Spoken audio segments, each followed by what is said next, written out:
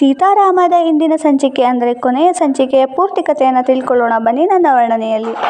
ಸೀತಾ ಒಬ್ಬಳೇ ಸಿಹಿ ಫೋಟೋ ತಗೊಂಡು ಅವಳ ಟವರಲ್ಲಿ ಕೂತಿರ್ತಾಳೆ. ಅಲ್ಲಿ ರಾಮ ಕೂಡ ಸೀತಾನ ಹುಡ್ಕೊಂಬಂದು ಅಲ್ಲಿ ಒಬ್ರಿಗೊಬ್ರು ಕಾಂಪ್ರಮೈಸ್ ಮಾಡ್ಕೊಂಡ್ಬಿಡ್ತಾರೆ. ಅಲ್ಲಿ ರಾಮ ಸೀತಾಗ ಊಟ ಮಾಡಿಸ್ತಾನೆ, ಸೀತಾ ರಾಮಗೆ ಊಟ ಮಾಡಿಸ್ತಾಳೆ. ಇದೆಲ್ಲ ಆದಮೇಲೆ ಸುಬ್ಬಿನೇ ನನ್ನ ಮಗಳು ಅಂತ ಸೀತಾ ಒಪ್ಕೊಳ್ಳೋಕೆ ಅಂತ ಸುಬ್ಬಿನ ಹುಡ್ಕೊಂಡು ಮನೆಗೆ ಬರ್ತಾಳೆ.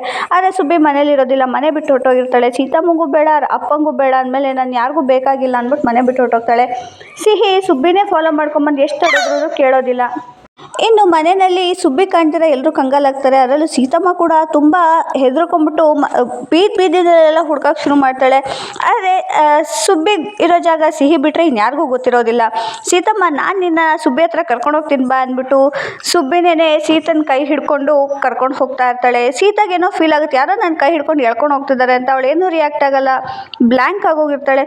ಕರ್ಕೊಂಡು ಹೋಗಿ ನಿಲ್ಲಿಸಿದಾಗ ಎದುರುಗಡೆ ನೋಡಿದ್ರೆ ಅಲ್ಲಿ ಸುಬ್ಬಿ ಮಲಗಿರ್ತಾಳೆ ಬೀದಿನಲ್ಲಿ. ಒಂದು ಸೈಡಲ್ಲಿ ಅವಳು ಸುಮ್ಮನೆ ಹಾಗೇನೆ ಸುಸ್ತಾಗಿ ಮಲಗಿಬಿಟ್ಟಿರ್ತಾಳೆ.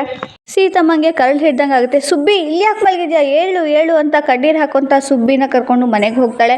ಈಗ ಮನೆಗೆ ಹೋದ್ಮೇಲೆ ಸಿಹಿ ಸುಬ್ಬಿ ಇಬ್ಬರು ಅವಳಿ ಅನ್ನೋ ಸತ್ಯ ಸೀತಮ್ಮಂಗೆ ಗೊತ್ತಾಗಬೇಕು.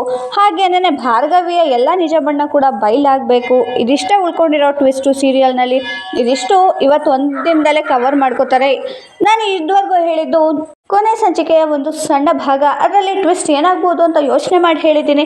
ಬಟ್ ಫುಲ್ ಸಂಪೂರ್ಣ ಮಾಹಿತಿಗಾಗಿ ನಾಳೆ ಮತ್ತೊಂದು ಸಲ ಒಂದು ಹೊಸ ವಿಡಿಯೋನೇ ಮಾಡಿ ನಿಮ್ಗೆ ಅರ್ಪಿಸ್ತೀನಿ. ನಮಗೆಲ್ರಿಗೂ ಗೊತ್ತಿರೋ ಹಾಗೆ ವೈಷ್ಣವಿ ಅಂದರೆ ಸೀತಮ್ಮನ ಮದುವೆ ಹತ್ತಿರ ಬಂದಿದೆ. ಅವರು ಮದುವೆ ಆಗಿ ವಿದೇಶದಲ್ಲಿ ಸೆಟ್ಲ್ ಆಗೋ ಪ್ಲ್ಯಾನಲ್ಲಿ ಇದ್ದಾರೆ. ಹಾಗಾಗಿ ಸೀರಿಯಲ್ ತಂಡ ಕೂಡ ಅವ್ರಿಗೆ ಸಪೋರ್ಟ್ ಮಾಡಿ ಆದಷ್ಟು ಬೇಗ ಸೀರಿಯಲ್ನ ಮುಗಿಸೋ ಪ್ರಯತ್ನದಲ್ಲಿದ್ದಾರೆ. ಇದೇ ಲಾಸ್ಟ್ ಎಪಿಸೋಡ್ ಅಂದ್ಕೊತೀನಿ. ನಿಮ್ಮ ಅನಿಸಿಕೆಗಳನ್ನ ಕಮೆಂಟ್ನಲ್ಲಿ ತಿಳಿಸಿ. ವಿಡಿಯೋ ಇಷ್ಟ ಆದರೆ ಲೈಕ್ ಮಾಡಿ, ಶೇರ್ ಮಾಡಿ, ಸಬ್ಸ್ಕ್ರೈಬ್ ಮಾಡಿ. Thank you for watching. ನಾಳೆ ಹೊಸ ವಿಡಿಯೋ ಜೊತೆ ಮತ್ತೆ ಸಿಗೋಣ. ಅಲ್ಲಿವರೆಗೂ ಬಾಯ್ ಬಾಯ್.